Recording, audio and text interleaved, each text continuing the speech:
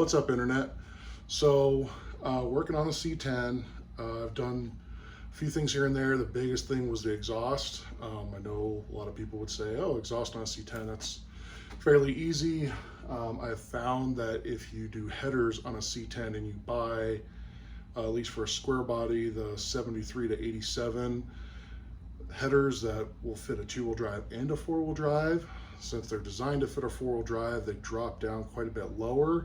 And instead of coming out and they're pretty much parallel with the bottom of the truck, they actually have a weird, just very slight downward angle. So getting that angle to come out, be even, and then kick up and go over the cross members and connect with everything.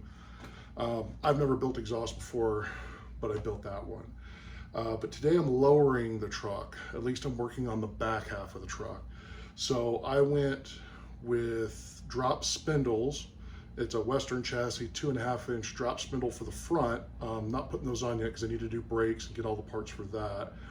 And the main reason I went with Western chassis is that somebody on Facebook Marketplace had a set and they were about half the price as a brand new set. He put them on, he had done drop control arms and springs, and with the spindles, it just made it way too low. So I'll show you what I am doing for the rear. Okay, so I am doing shackles for the rear. Now there's a couple different ways you can do a rear drop on a C10. One is a flip kit, which a lot of people do. That gives you about 5 inches of drop. This one will give you between, I think, 1.5 and 2 inches of drop compared to the stock one. I don't want to slam the truck just because the roads around here suck. I don't want to have to climb out of the truck. I kind of want to just slide in. And a lot of times with the flip kit, you want to C-notch the frame. It's not the most difficult thing to do, but I'd rather just not cut the frame and have to put that in. So I'm going with a drop shackle. This is just an Amazon special one. Looks pretty decent. Wells aren't bad. One nice thing is it's got a grease zerk in it. And it looks fairly decent, but one thing to note about this is when you put a drop shackle in a C10, you have to cut the bed floor supports. And I'm gonna go over that real quick. So here you can see the rear spring hanger. This is what that shackle will do. It'll essentially move the spring further up or allow the truck hanger to kind of sit lower than where it was. As you can see from the factory, get my finger out of the way, there's not a whole lot of space there for the spring to go up. You couldn't do anything, so you have to cut this bed support. Now, a lot of people have done it. Nobody's ever had any issues. It's kind of a pain. I was able to get my Sawzall up here and cut up this way, and then I just took a hole saw to kind of round this hole out to make it a little bit nicer. But this side's going to be a pain simply because there is no good way to get my Sawzall up this way because it hits all that. And then on this side, this original exhaust hanger, it's riveted to the frame. It blocks where my Sawzall would go, and it is beefy. It's riveted on there. It's crazy how much strength Chevy put into an exhaust hanger back in the day. But I guess that's why, you know, these trucks last. They're kind of overbuilt in some areas. Exhaust hangers, I guess, is one of them. But I'm gonna keep working on getting this cut out. You pretty much have to cut it all the way up to the bed floor. I'm gonna try to leave these little sections here that'll still connect in, but just zip it across there. But yeah, the hole saw worked really good because I was able to go from the back side, trying to kind of drill in this way, and just use an 1.25 inch hole saw, which is a little bit bigger than the width of my Sawzall blade. So maybe I can sneak my Sawzall on the back side and cut across, but we'll see. But I'll start getting that cut out, and then it's just a matter of changing these out for the longer ones. Now, if you want to go even lower than about 2 inches, then you have to change out the front spring hanger, and that's riveted onto the frame up there. I might do that eventually, but right now I'm going to do the 2 inch in the back and the 2.5 inch to the front, and still going to give the truck a slight rake, which I'm okay with. Kind of want that 80s hot rod street racer look.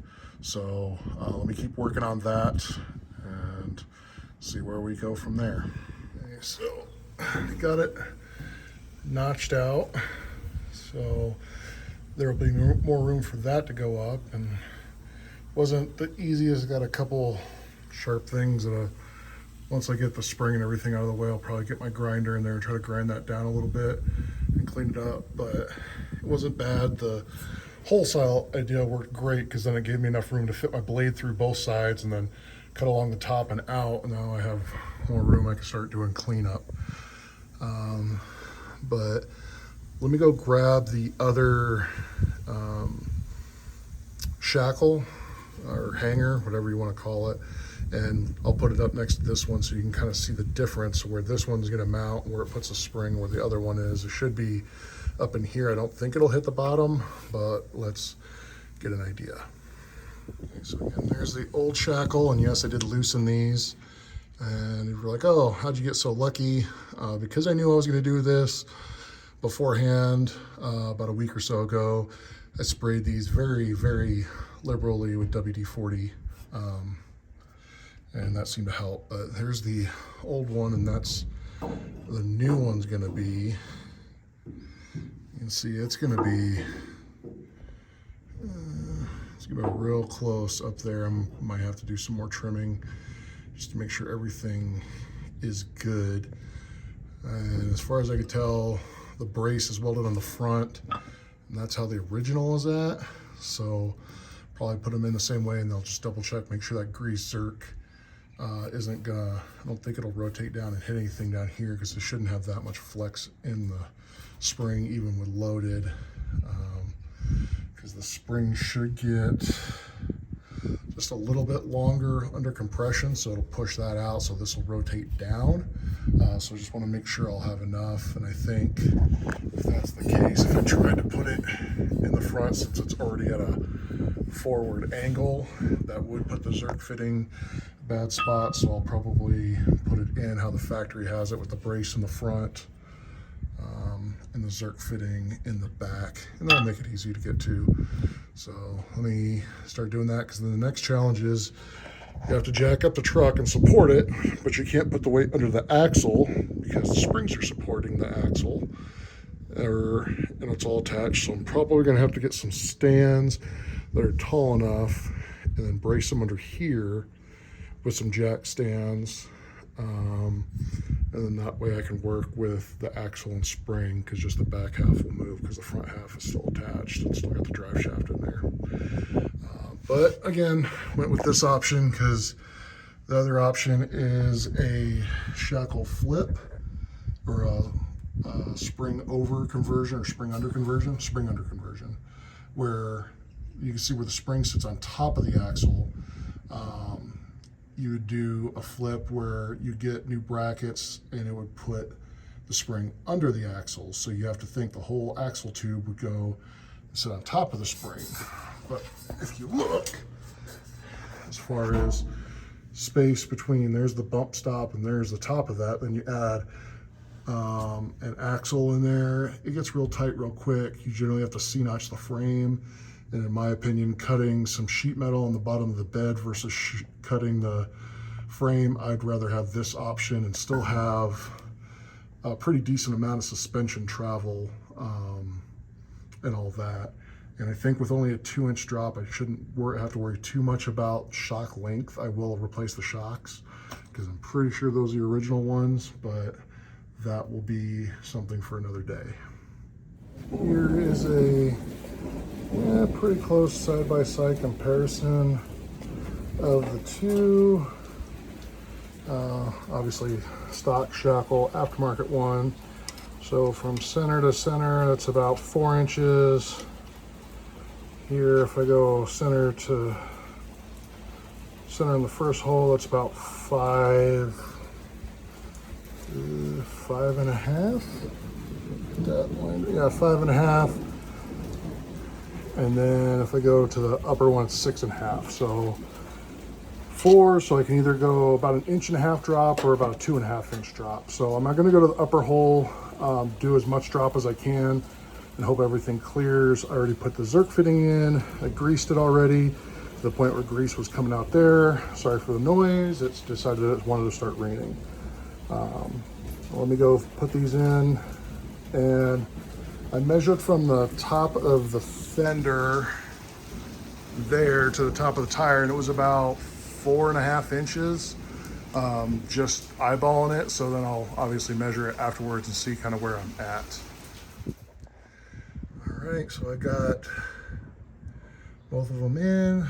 Zerk fittings are in the back. I just have the bolts loose because I want to put the weight of the truck on there before I tighten up the bolts, just because they still have rubber bushings in the leaf spring eyes.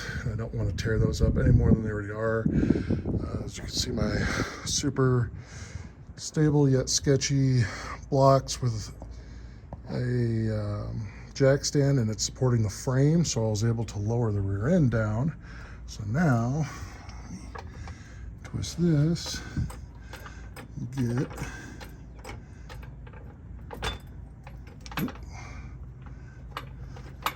try to do this one-handed.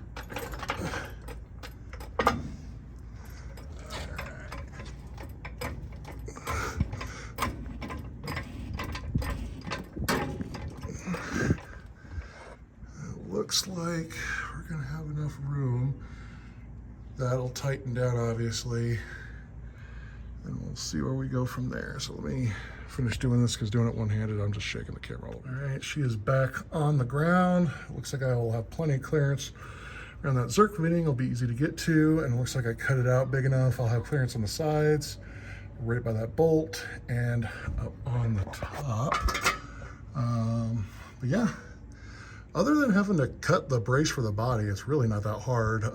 My biggest hang up was that it started raining and hailing when I was doing this. So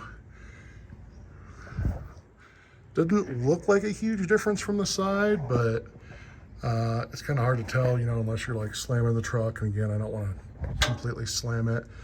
And if you want to go down another 2 inches, you'd have to change out the front hanger, which on this side wouldn't be hard to get to grind off the rivets for the front hangers, but on the other side is right by the gas tank. And I might have to pull the bed for that, which from what I understand isn't too hard, but I just don't feel like doing that right now.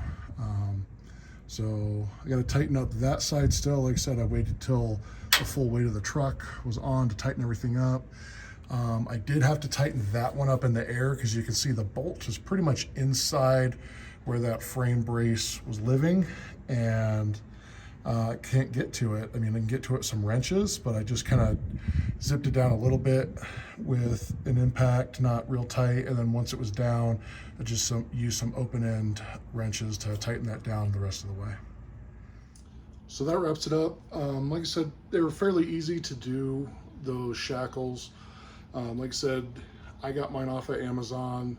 They had really good reviews. There was a lot of people who bought them. All in all, not a bad setup.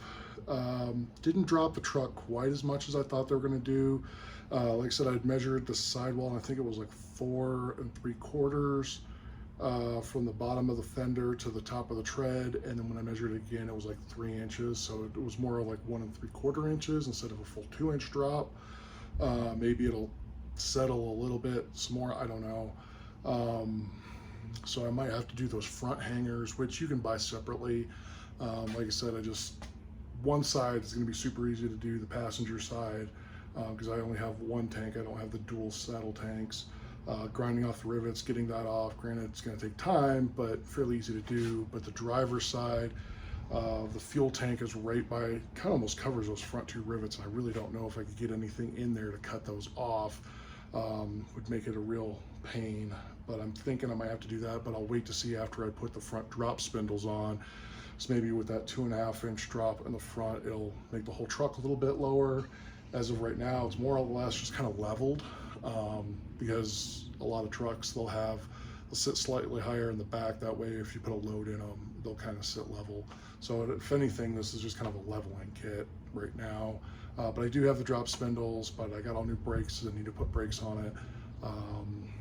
And see where we go from there. Again, I decided to go with the shackles instead of a flip kit. Flip kits, they're very inexpensive. You can get them for under $100. I've seen multiple videos. They seem to work great, but again, if you don't C-notch it, your axle's right by your frame. And yeah, if you're never gonna haul anything with a truck, but I still wanna kind of use it as a truck and wanna do whatever, it's a square body.